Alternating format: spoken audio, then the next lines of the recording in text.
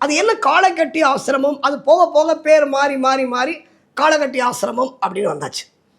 அது என்ன பெரிய விஷயம் அப்படின்னா, அழுதா நதியில தான் ஐயப்பன் வந்து மகிழ்ச்சியை சம்ஹாரம் பண்ணவே முடியலையாம் ஐயப்பனால். ஏன்னா அவன் பெரிய மாய. மகிழ்ச்சியிலேருந்து ஒரு ரத்த சொட்டு கீழே வந்ததுன்னா அந்த ரத்த சொட்டுலேருந்து ஒரு மகிழ்ச்சி உருவாரானாம். அகஸ்தியர் வந்து ஐயப்பனுக்கு ஒரு உபதேசம் பண்ணுறார். என்ன பண்ணுறாரு அப்படின்னா, இந்த மகிழ்ச்சியோட சண்டை போடும்போது என்னால் அழிக்க முடியல, என்னடா பண்ணுறது, ஐயப்பனுக்கு ஒரு வழியும் புரியலையா, என்ன பண்ணலாம் இதுக்கு அப்படின்னும் போது அகஸ்தியர் உபதேசம் பண்ணுறாராம். அழுதையில் இன்றைக்கி ஒரு பாறை இருக்குது. பெரிய பாதை போனவர்களுக்கு தெரிஞ்சிருக்கும்.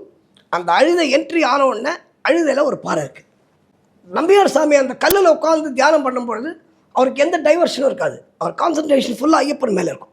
ஒரு 15 நிமிஷம் நான் அப்போ அவர்கிட்ட கேட்டப்போ சொன்னார், ஒரு மெய்சில் இருக்கிற விஷயத்தை அவர் அப்பொழுது நம்பியார் சாமி சொல்கிறார். என்ன அப்படின்னா, இந்த மகிழ்ச்சி சம்ஹாரம் போது அகஸ்தியர் சொன்னபடி, அகஸ்தியரோட உபதேசத்தின்படி அவர் வந்து சிவனை நோக்கி தவம் பண்ணுறாரு. தவம் பண்ணும்போது சக்தி ஒரு வேல் கொடுத்து அதிலே சிவனுடைய சக்தியையும் அதில் இறக்கி அந்த வேலை வந்து ஐயப்பனுக்கு அதை கொடுத்து ஐயப்பன் மகிழ்ச்சியை சம்ஹாரம் செய்ததாக ஒரு வரலாறு. அப்போ ஐயப்பன் அகஸ்தியர் பேச்சுப்படி தவம் பண்ணார்ல, அது இந்த பாறை தான்னார்.